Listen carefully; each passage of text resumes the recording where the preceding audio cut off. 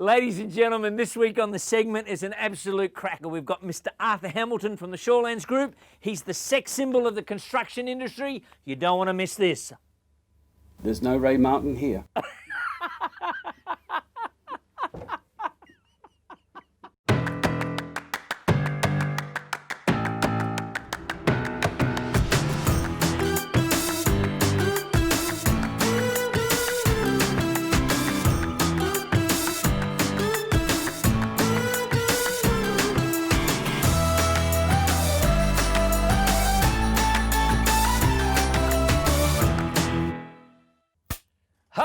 Welcome to the segment. Thank you, Tommy. Hey, very, very exciting this week. We have Mr. Arthur Hamilton. He's the CEO, founder of Shorelands Group. He's a great mate. I've known him for many years. This is going to be, there's boxing gloves on. We're going to give it to each other. It's going to be an exciting chat. If ever there was a territory icon and a male sex symbol for the construction industry, here he is. So we couldn't get Ray Martin. Hey, good to see you, mate. It's fantastic to have you in here. Listen, you are probably the most popular man in the fishing community because you are actually one of the key stakeholders responsible for building those artificial reefs that were put on. Cool project. Very cool project. Fantastic project. It was probably the best partnership we've ever had. A great bunch of blokes. There wasn't an argument on the job. Which is pretty unusual for the territory. But yeah, they're really performing well, and people have asked me why aren't we going to have more reefs, and well, they have to prove them up first. I reckon, honestly, this is my personal, I mean, I do enjoy my fishing. I reckon we should build 1,000 of those out there, and instead of doing 100 things okay, let's become the fishing mecca of the planet because they're working. I've been out there a few times and fished on them. Very good. But so well done. But also tell me about the Tiwi Bombers because you're involved there. It was very early on. Yep. I was the founding member, sponsor, and we did it because the Tiwis had the highest suicide rate in the world. And so we wanted to give back to the Tiwis and give them something to have a purpose for, get them out of bed. And give them their own team. Yeah, well done, mate. So listen, long territory icon, Mr. Arthur Hamilton. I really enjoy having a conversation with you because you're a bit blunt, a bit to the point. But you rolled into town many years ago without anything to your name and got yourself into a bit of a dust-up at the Humpty Doo pub, I understand, and that's how you started your business. Yep, we got to the territory with $20.23 in our pocket. On my pocket, arrived at 2:30, went up to the pub for a quiet beer, I thought, and by 4:30 it was a full-on brawl in the pub.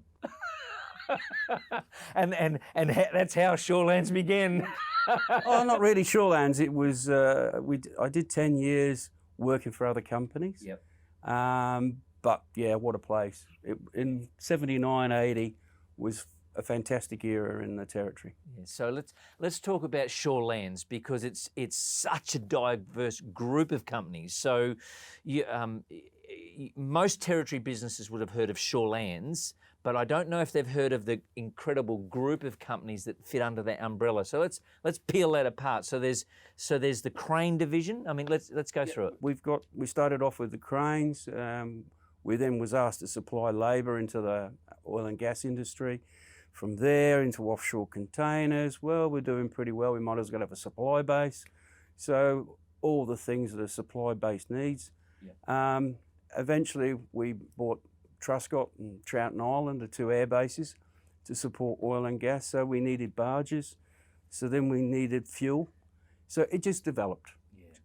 Wants and needs. Vertical integration. That's the nice word. So there's always, in the world of business, particularly up here when we live in a seasonal climate, developing so many pillars to your business.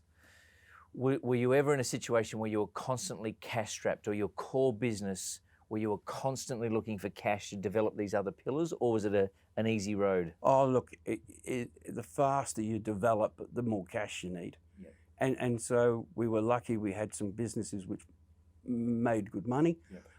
However, that's the biggest struggle. I would say that that developing multiple businesses has. It's you rob Peter to pay Paul. Yeah.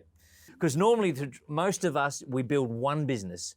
You've kind of got 43 businesses in here, and managing all of those and all the staff and all the assets. Look, that's our strength, is we're diversified. So if one division is slow, the other companies are busy. Yep. So how has your industry changed over the years, and has it changed? Yes, it has. If you look at cranes, when I started driving a crane, you had 4 levers and on the side wall was your load chart. Now we've got cranes with 2 computers in them. So we've taken everything to the max. So we have to be very, very careful. You can't just put anybody in a crane these days, because you can press the wrong button and all could end in custard. But the problem I've got with this, and I've gone through myself, I've got my rigging tickets, advanced rigging and EWPs and truck drivers. And the problem is, though, a 2.5 course or a 3-day course or a 5-day course doesn't actually qualify you to drive an 80-ton crane. Correct. So how do you cope with that in your industry? We like to train. We nurture and train our own drivers to go up and up and up and up to bigger machines. And you have to have a lot of faith to put somebody in a crane and let them go out and do a job on their own. It's hard. It is hard. And let me ask you this, because I know, I guess one of the things that you're extremely passionate about is your family. And I think I've met most of your family, and they're all pretty proud of their granddad or their dad. But if you had to choose, and it's probably, I don't even know if it's a question, if you had to choose over inexperience to grow them through the business, or experience, hiring experience, what would you lean on? You've got, I believe, that we have to have patience, and experience will come. So you can only give somebody a little bit of something and then give them a little bit more and a little bit more. We just can't put it this way. Most of the people that read the manual on how to swim drowned. I haven't heard it put like that. You can't read a manual on swimming and survive. Yeah, right. Okay, point taken.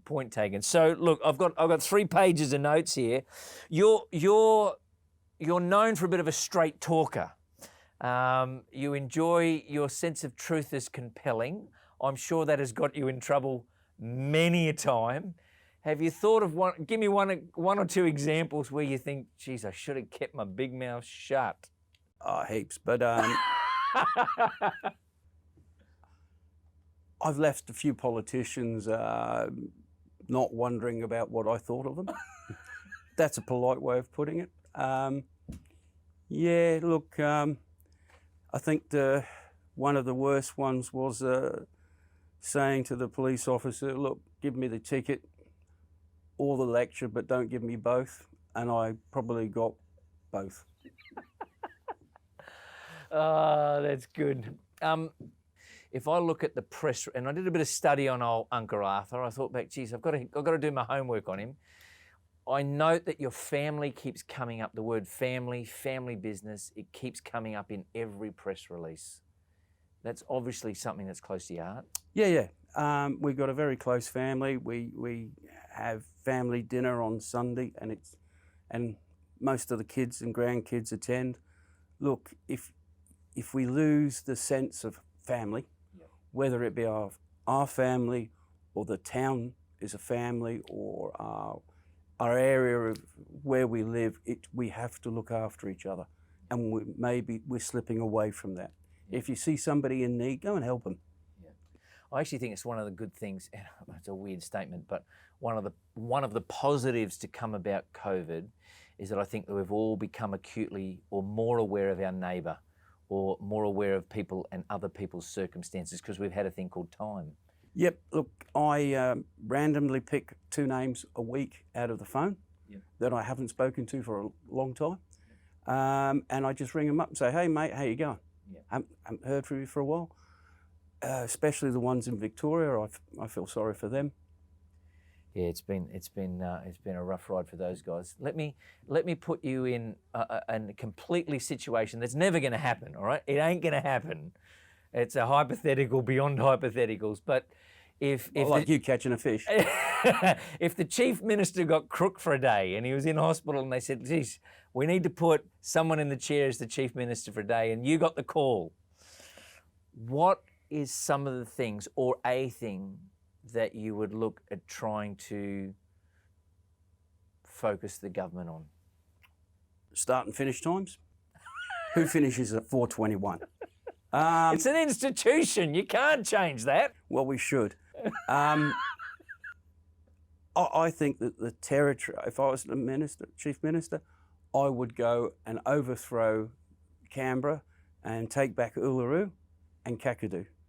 I don't see why they should be running those icons of the territory. That would be the thing that I would do for the day. Yeah, because I would imagine that there would be a huge amount of employment that is probably not in the territory managing those assets. Absolutely, because they're managed out of Canberra, I think. Absolutely, yeah. They're managed out of Canberra, and it's 3,500 people. There's 3,500 jobs, and you know that's managing both of those assets. Yeah. So holy flock of geese! Wow. So you know those people should be living in Alice Springs. Yeah. Or they should be living in Jabiru or Darwin. Yeah. Good point. Well, while we're on our soapbox here, solving the world's problem, and I don't think confidently you're going to get the call for the chief. But anyway, listen, how do you reckon Treasurer would be okay. Treasurer, how are we going to service this debt? Have you got any ideas on how? Because we're going to have to. It's not like we can wave a magic wand. How do we practically service this debt that we're in? Look, debt is money. Money is paper. I think the world has got to look at itself and say, maybe we just have one great write-down and scrub it, because it's going to be very, very hard for the world to pay back what COVID's doing to it. Yeah. So, yeah. Look, I mean, that would be great if it happened. It'd be great if it happened for my house loan as well. But anyway, clearly, Arthur Hamilton has done something right in the business world and in the business community up here. Clearly, you've got a strong brand. You've got an incredible reputation. What did Arthur get right? Look, I think we try to treat subcontractors and customers the way we want to be treated, and if you just give good service and get there on time. Just keep it simple. Yeah. What are the opportunities for people in the Northern Territory? Well, you know, I mean, quite often we can sort of be very quick to judge and very quick to blame the government of the day. And I don't believe the business community sort of has. I mean, my personal thoughts is that I'm responsible for my own destiny. When I started a business, I didn't need a government grant. I had a vision. Everyone told me I was mad, but I still went out and did it. I had a crack. And I think that's where business needs to stay. But what are the opportunities for people coming up to them? You know, I think this is a good opportunity for the Northern Territory right now with COVID, but what are the opportunities? I was almost going to say boundless. However... Stop having a dig! However, look, there's fantastic opportunities.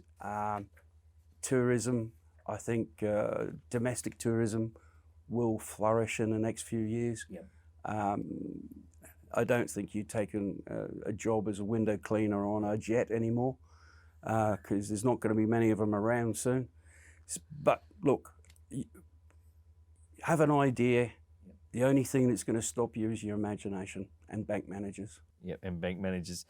Hey, here's what I want to ask you is, you know, your machines, I mean, if you go into your yard, it's millions and millions and millions of dollars of assets, okay? What's the modelling that you use when you embark on a new piece of machinery? We like to try and put some cash in to the machine, or the vehicle, whatever. We try to look for a 60-40 split, so variable rate for 60%, and 40% fixed. Yeah, right. And does that make the bank feel a little bit more comfortable on the investment? Absolutely, and you've got to remember that Darwin's a boom and bust economy. So when it's booming, you can pay down the variable rate, and when it's tight, well, you've got the strength of the fixed rate. Yeah, right. Okay. And I know you're a massive advocate, Arthur, for the Northern Territory, and your organisation supports hundreds of charities. Actually, I was at an event this week where, at the end of the event, you sort of stood up and paid for the entire restaurant. I'm not trying to embarrass you, but I know your business is extremely generous in the community and you believe in the Northern Territory. What is your love with the Northern Territory?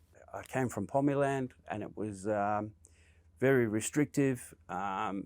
In the Northern Territory, if you have a thought, if you have an idea, there is nothing to stop you except for your own imagination and bank managers. I hope you're watching. Who's the best crane driver in the Northern Territory you've met over the years? Spanner. Spanner. Who the heck is Spanner? He worked for Brambles, John Hollands, Dean Austin, Shorelands. Great guy. He could work the crane pretty well.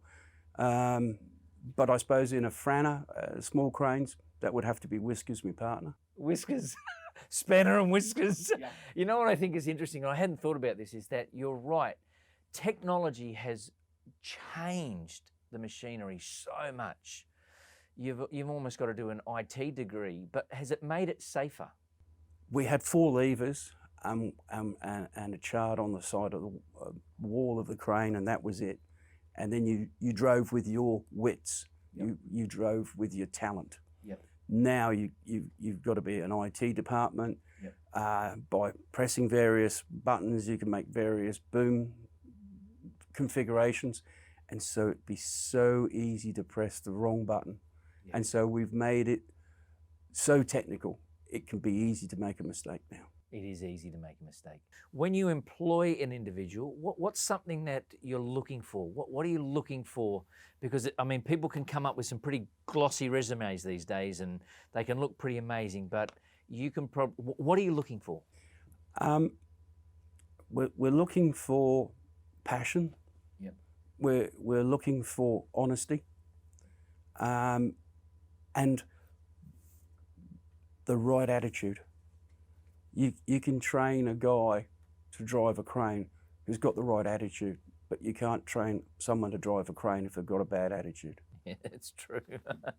Mate, we're going to finish with 10 fast questions. I hope you're ready. Buckle yourself in, all right? Don't offend anybody. Here we go. Favourite local supplier? NT Fasteners. NT Fasteners, okay. Who's the best mechanic in town? Not me. Best fishing spot? Can't remember. Oh, you had the artificial reefs. I plugged it there. Favourite pub? Ooh, I have to be Howard Springs. Howard Springs, great. Okay, favourite charity that you work with, and you work with a lot in the NT? That would have to be breast cancer. Okay, yep. And favourite beverage? It all depends what time of the night, but whiskey's pretty popular. Favourite dry season? I know you go to quite a few events. Favourite dry season event? Well, that's an interesting one. It would have to be the races. The races, okay. And who is easier to employ, men or women? Women. Why? Ask them. Hey, and I just want to finish with this. What if Arthur had to pick one, because you're a generous, you're a warm-hearted character. I know you sort of put on this big tough bravado, but I know you're a teddy bear in there. If you had to pick one moment that you were most proud of being up here in the Northern Territory, what would it be? I think getting Darwin Symphony Orchestra on the deck of Jane Virgo, anchoring it off of Stokes Hill Wharf for the returned servicemen from Afghanistan. That was my way of saying thank you. That's actually when I met you. That's actually my life has never been the same since. Yeah, well. But listen, mate, honestly, thank you so much for coming in. I always enjoy our chats, and it's just a great privilege to have you here on the segment. And I'm surprised you didn't give me more of a lashing. I just thought Ray Martin was going to turn up. Jeez, Ray Martin job is real safe, but thank you. Take care. Thank you. Oh, and it's a goodbye from him, and it's a goodbye from me. Oh, that's gold.